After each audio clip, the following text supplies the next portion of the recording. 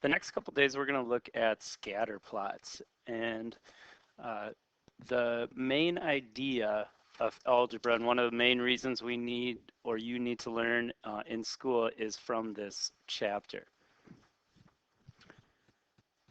In algebra, we can find patterns and relationships in data, generalize these patterns, and then use these data to make prediction on what's going to happen in the future or future events.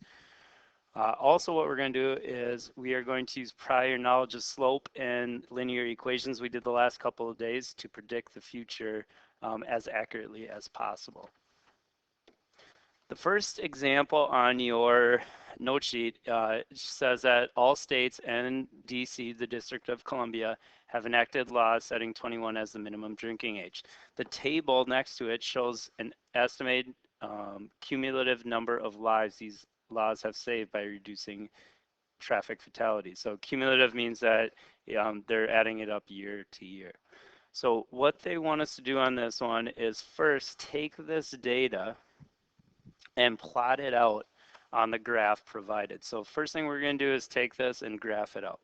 So over on our graph here, we're going to take the first number here in 1999, find that on our graph. So 99 is right here. And then we're going to plot 19.1, and you're going to use an estimate. 19.1 is probably going to be pretty close to 20 here, so we'll plot it right there. And then we go on and do it for the rest of them. In the year 2000, it's going to be 20, exactly 20. So we got a data point there. In 2001, it's 21. Again, estimate as best possible. 2002, we got 21.9, and we're going to plot them all out. Last one, 2003, is about there. All right, once you have all your data points graphed, what we're going to do next is draw what's called a line of best fit. And a line of best fit is a line you think goes through the data as best as possible. So we're going to now have a line that we think best goes through. So I'm going to draw out my line of fit. I think that right there looks pretty accurate. So that would be right here, my line of best fit. And it's always going to be a straight line. So you draw a straight line through your data points. It may not hit all of them. If you look, that my line did not hit every point. You're not doing a dot to dot. You just want to draw a straight line that you think best or most accurately goes through the data. The next thing we're going to do, and this is where we're getting into some of the scatter plot stuff, is to describe the correlation. If you look at our line is slanting up. From yesterday, we know if a line's slanting up, that has a slope that is positive. Same with correlation. If it's slanting up, we would say this has positive correlation. These two things, as the years increase, the number of lives saved are going to keep increasing. All right, next. We want to write a prediction equation. All right, to write a prediction equation, any type of equation is going to need some a slope and a y-intercept. So that's what we got to figure out about our line. To get a slope, you want to pick 2 points from your graph that you think most accurately represent the data.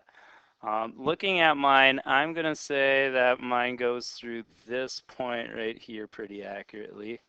So I'm going to use the point 2001 and 21. And another one, and it doesn't have to be some of the points from your table, but I think this one looks pretty close too. So I'm going to use the point, also the point 1999. And that year it was 19.1. Again, you don't have to use ones, but you do want to use points you think your line goes through. All right, so write a prediction equation. Now, in order to do this, we need to use those 2 data points now to find the slope. So the first thing we're going to do is find what's the slope of this line. So from yesterday, we talked about finding slope. You want to subtract your y's on top. So our y's would be 21 minus 19.1. And on bottom, subtract the x's that go with that, 2001 minus 1999. So our slope, or also this is also called our average rate of change, would be it's 1.9 thousand lives every 2 years, which is going to give us a slope or average rate of change of 0.95. So there's our slope. Now to get our prediction equation, we're going to use the slope we just found and one of the points. I'm going to take that, just take the top one here. And now we're going to use that point slope formula to find what our prediction equation is going to be. So doing a little solving now and plugging the numbers in, we're going to end up with y minus, our y part of the ordered pair is 21. Our slope is 0.95. And our x part of the ordered pair was 2001. All right, now distribute. So if we distribute, we get 0.95x minus, take 0.95 times 2001 on your calculator, and it's 1,900.95. One last thing now, we want to add 21 to both sides.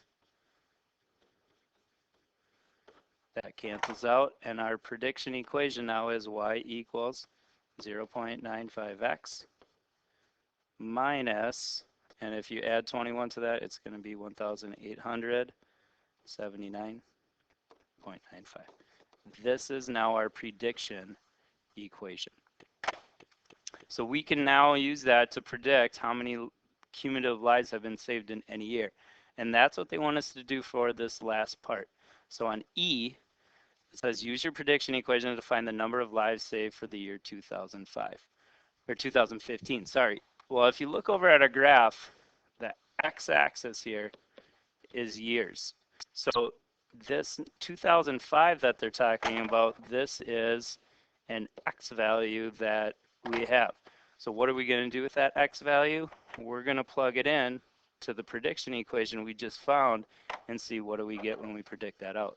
So now we use our prediction equation, substitute in the new year we're trying to figure out for how many lives have been saved, do a little arithmetic, and we can find that out. So we're going to multiply 0.95 times 2015, subtract 1,879.95, and it'll tell us that the number of lives is going to be 34.3. Now, that's not 34.3 people. Remember, if you go back up, our number of lives here are in the thousands. So the number of lives saved here would be a total of 34,300. So approximately that many lives will be saved by the year 2015. That's using prediction. That's using algebra, looking at patterns to predict the future. All right, a couple other things with correlation. Like we said before, if your data is generally trending up, that's called positive correlation because there's a positive slope with your line of best fit. If your data points are generally trending down, that's a negative correlation. There's a negative slope. And if your points are just all over the place, there is no correlation. A couple of notes on line of best fit. We talked about it. Line of best fit is a line that closely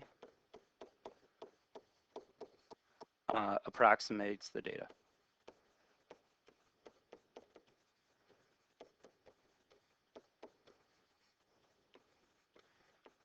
So the line that most closely approximates, and again, make sure it's a straight line. Prediction equation, that's your equation of the line of best fit. So it's the equation for that line of best fit, and that's where you look and use the data to find the slope and the intercept. This can also be called the line of best fit. Another word you may see throughout the chapter is line of regression. That's just another term for line of best fit. So line of regression, line of best fit, they mean the same thing. All right, let's try one more on the back here. On the back, this table shows 5 different amounts of time study for AP Euro exam. So the first thing, make a scatter plot. Now, if you notice, this graph does not have anything listed. So what we need to do is first label our axes.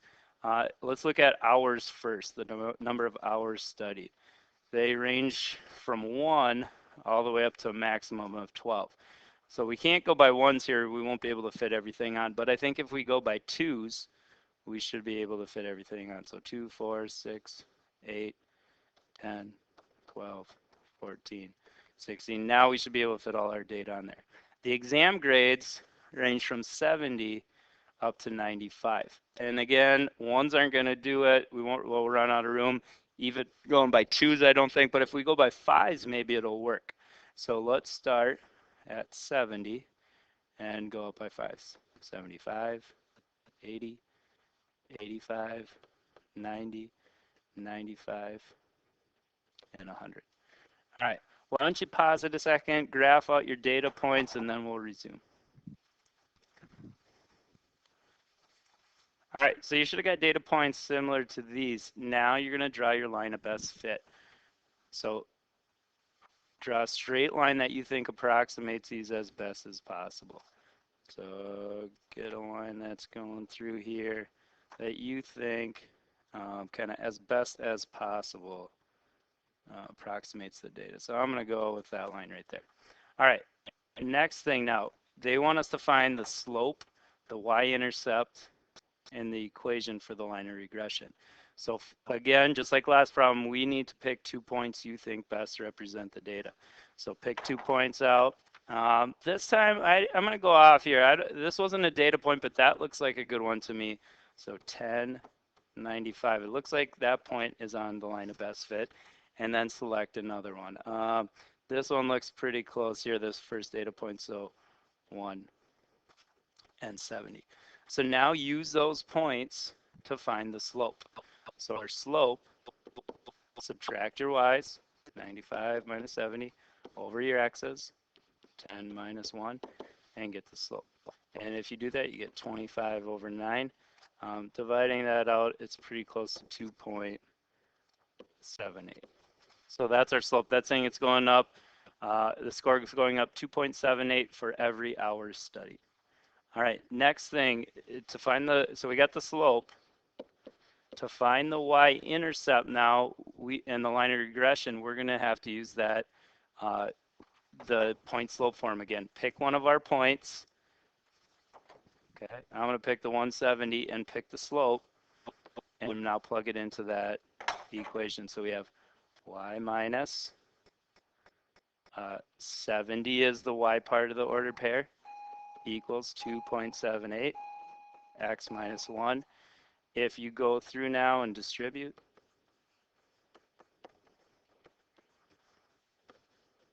and add 70, you get the line of best fit, which would be y equals 2.78 x plus 67.22. 67.22 being the y-intercept. All right, for tomorrow, why don't you try to do part C and predict then what it would be 10 hours later. Or for 10 hours of studying, what would the exam score be?